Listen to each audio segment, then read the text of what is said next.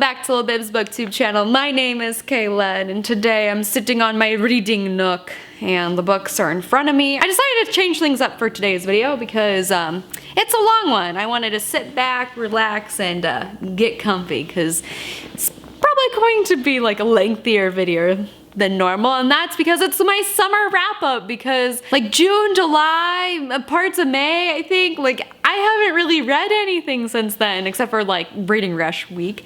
Besides that, I finally got some books finished and read. Thank goodness, because it's about time I actually finish a gosh darn book this summer. The beginning of the summer, I was so slumpy and it just was not good whatsoever. But don't worry, things changed once the reading rush came, and then I got this like sense of accomplishment of reading so many books in a week and so many pages, so on and so forth, and it just boosts your confidence of getting books finished, getting books read, and you just feel so much better about yourself. So anywho, today I'm going to be talking about the books I read in like May, June, July. Okay, so the first book that I'm going to be talking about is Again But Better, which I started in May and then I finally finished it towards the end of June, I think. And this is by Christine Riccio. This talks about a girl that studies abroad and all that fun jazz with a contemporary romance, rom-com.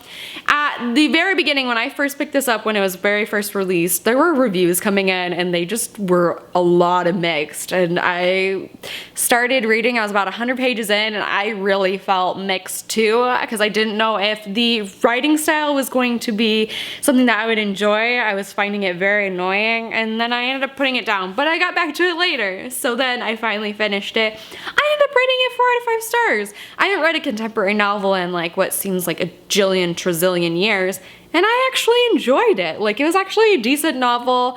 It's a debut, so there's gonna be some rough around the edges, but I overall like the concept of Again But Better later on in the book. I thought it was just like a fun contemporary. If you love travel abroad and in the French kiss, I think this is right up your alley. 4 out of 5 stars, highly recommend.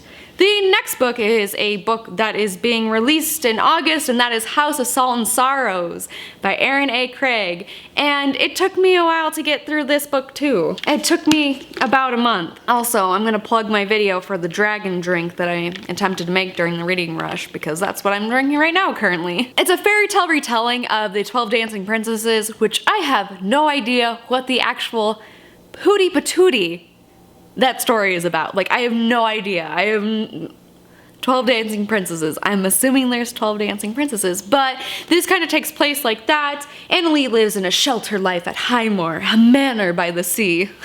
So dramatic reading, I love it. With her sisters, her father, and her stepmother. Once there were 12, but loneliness fills the grand halls now that 4 of the girls' lives have been cut short. And so it's just kind of this like mysterious thing as to what's going on. These girls are sneaking off to dances, they're ruining their dancing shoes, they're just wrapped up in this dancing.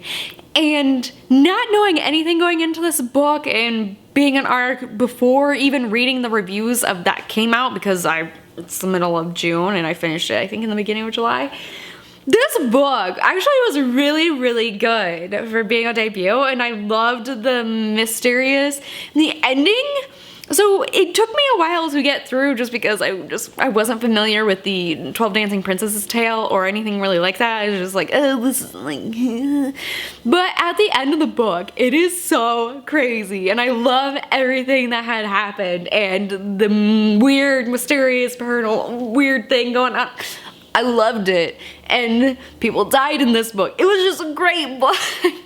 People died in this. That sounds so horrible and morbid. But this book was really, really great. I thought it had a really interesting premise. I really loved and enjoyed it. Yeah, I ended up also rating this a 4 out of 5 star. I really recommend this if you're looking to pick up a fairy tale retelling that you have no idea what it's about, but it was really good. I really loved and enjoyed it. Next up, we came into the reading rush. The first things that I'm going to talk about, because main reason why I'm doing this video like right now is because I need to return these books back to the library. Lumberjanes! So we have volume 1, 2, 3, and 4.